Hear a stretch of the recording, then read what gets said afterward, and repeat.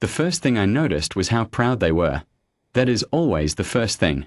In 22 years manning Outpost Caln 7, I have watched 11 incursion fleets cross the designation boundary, and every one of them wore the same expression, not courage, exactly, but the particular confidence of a species that has never been answered. The Keth-Dorvan were no different. Their pursuit vessels were long and pale, built narrow at the bow for speed, and they passed the boundary marker in a tight formation that someone had clearly rehearsed. 14 ships. Their commander broadcast on the open relay as they crossed, a formal declaration, as though the designation were a customs post. As though announcing yourself to the silence on the other side was a courtesy anyone would receive. I logged them at 0340 station time. I noted their registry, their formation, their heading. I noted the declaration.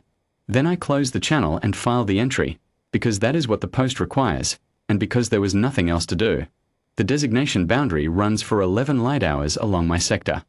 I am one officer and one support analyst. We do not stop incursions. We record them, and we wait. The waiting is the work. Caln 7 sits at the last relay anchor before the boundary, the final man station in a chain that grows quieter the closer it gets to human space. 2 stations back there is a garrison, a full crew, a medical bay, a canteen that serves something warm. 1 station back there is a monitoring post with 4 staff and a standing order to forward all logs to the garrison without comment. Here there is me, analyst Sev, and a relay board that pings every 6 hours whether or not there is anything to ping about. I have been here long enough to know what the silence sounds like before an incursion and after one. They are different silences. Before, the relay hums with the ordinary noise of deep space, drift signals, automated position markers, the faint cross-traffic of shipping lanes 2 sectors over. After, the hum does not stop. Nothing so dramatic as that. The relay keeps pinging.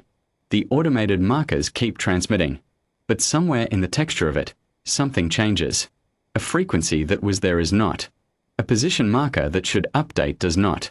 The silence after is the same silence, with a small thing missing, and you either notice that or you don't. I notice it. That is what 22 years buys you. The Keth-Dorvan's first scheduled check-in window was 18 hours after crossing. I was at the relay board at R17. Not because I expected contact. I have never in 22 years received a check-in from a fleet that crossed the boundary, but because the log requires it. The window opened. The window closed. I entered. No contact. Incursion Fleet Keth-Dorvan. Check-in window 1. 0340 plus 18H. Proceeding to window 2. Window 2 was at hour 36. I was eating when it opened, and I brought my meal to the board, because old habits do not break even when they are useless. No contact. I entered the notation and finished eating. At hour 41, one of the boundary relay boys sent an error flag. Boy 7 Caln North 4, positioned 6 light minutes inside the designation. Not a distress signal. Those have their own register. This was a maintenance flag, the kind a boy throws when it detects interference in its local band. Sev pulled the flag data and put it on my board without comment. The interference pattern was consistent with drive wash, the kind a large vessel leaves when it decelerates hard. Or, I noted in the log, the kind it leaves when it stops generating drive wash at all. I did not write that second interpretation in the official entry. I wrote, anomalous interference pattern logged at Boy 7KN4, our 41 post-incursion, consistent with drive activity in the designation boundary's inner approach. Monitoring. That is the language the post requires. Precise, bounded, non interpretive. You write what you can measure. You do not write what you feel at 0200 station time looking at an interference pattern that is shaped exactly like a ship's last moment of thrust. At hour 53, Boy 7KN North 3 went dark. Not an error flag. Not a maintenance ping. Dark. Off the relay entirely, as though it had never transmitted. Sev ran a diagnostic on our own receiver before either of us said anything, because that is what you do. You rule out your own equipment before you conclude that something has happened to the equipment you cannot reach. Our receiver was clean. The boy was simply gone. I entered it in the log. I did not call the garrison. The standing order is to forward all logs at the end of each watch cycle, not to call in piecemeal. The garrison knows what the logs will contain. They always know. They have been receiving my watch logs for 9 years, and before me they received officer patterns for 14, and before Patton there was someone whose name I have been told but do not remember. The garrison reads the logs and does not call either, and we have all agreed, silently, that this is the appropriate protocol. You note what happens. You do not narrate it in real time to people who cannot do anything about it. Buoy 7 KN North 2 went dark at hour 61. Buoy 7 KN North 1, the last relay anchor before the boundary itself, went dark at hour 69. One by one, in sequence, from inside the designation outward. I sat at the board and watched them go, and I thought about the Kethdovan commander's open channel declaration, that careful formal announcement made to a silence that had never once replied to anything. I thought about the pride.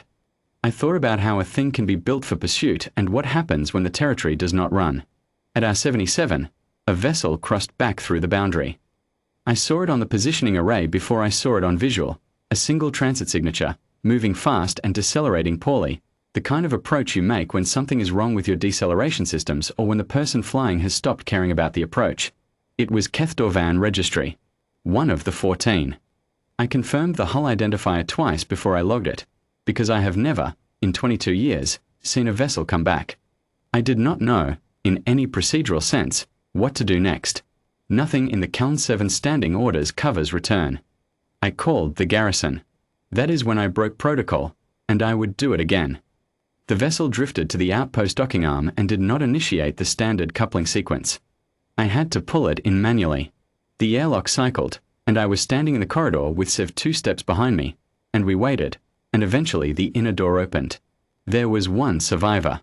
Kethdovan, adult, the rank insignia of a senior pursuit officer on a uniform that had not been changed in what I estimated was several days. No injuries I could see. No blood.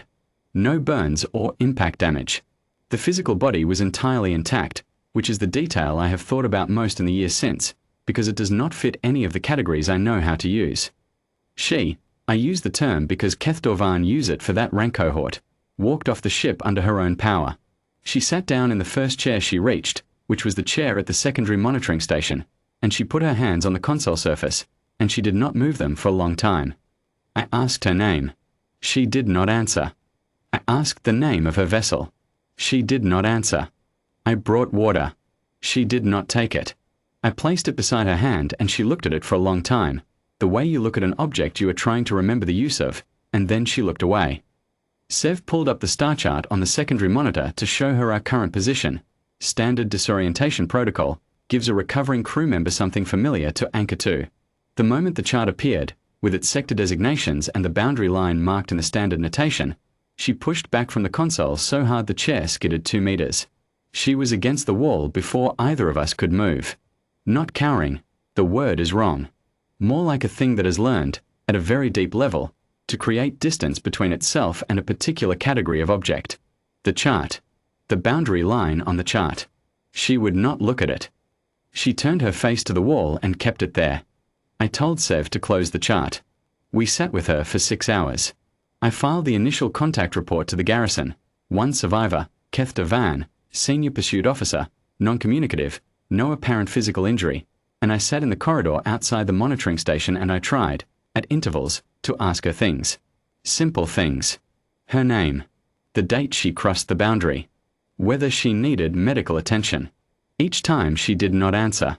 Once, at hour 4 of the 6, she spoke. One sentence, in Kethdovan, which I do not speak but Sev does. Sev translated it for me afterward, quietly, standing in the corridor with the door closed between us and her. We found one of them. That was all. She did not speak again during the 6 hours. She did not speak when the garrison's medical team arrived. I watched them take her out through the docking arm, and she went without resistance, and she kept her eyes down the entire time, not looking at the star charts on the medical team's equipment boards, not looking at the boundary line, looking at the floor, at her hands, at things that had no designation and no location and no line drawn through them. The garrison later informed me, in the standard debrief notice, that she remained non-communicative, that she was transferred to a Kethdovan medical facility, that there were no further updates to share. The Kethdovan filed no official account of the incursion. 13 vessels and however many crew they carried, I never got a manifest, because the declaration on the open relay had not included one, were logged as missing in my watch record, and the Kethdovan made no inquiry, filed no search request, lodged no complaint with any council body. They simply did not speak of it. Within 6 months of the incident, I had heard from contacts at the garrison that the Kethdovan had quietly adjusted the navigation protocols for all their registered shipping. A new exclusion zone, considerably wider than the designation boundary, marked in their internal charts as a maintenance hazard. A maintenance hazard. That is the language a species uses when it needs the record to say something and cannot bring itself to say what the something is. I have 3 years left on my posting at Caln 7 before mandatory rotation. I will serve them. I will sit at the relay board, and I will watch the boundary, and I will log what I see in the language the post requires. Precise, bounded, non-interpretive. I will not write what I think about at 0200 station time when the relay hums and all the boys answer and everything is exactly as it should be. What I will write, on my last day, is this: the designation boundary has held for longer than my species has kept records. 11 incursions on my watch. 1 return. 1 sentence from the one who came back, and then silence. We found one of them. I do not know what they found. I do not know what a species finds when it crosses into space that the rest of the galaxy has spent centuries learning not to cross into. I do not know what condition you return from such a finding in, or whether the body that walks off the ship is the same one that went in. I know the chair skidded 2 meters. I know she would not look at the chart.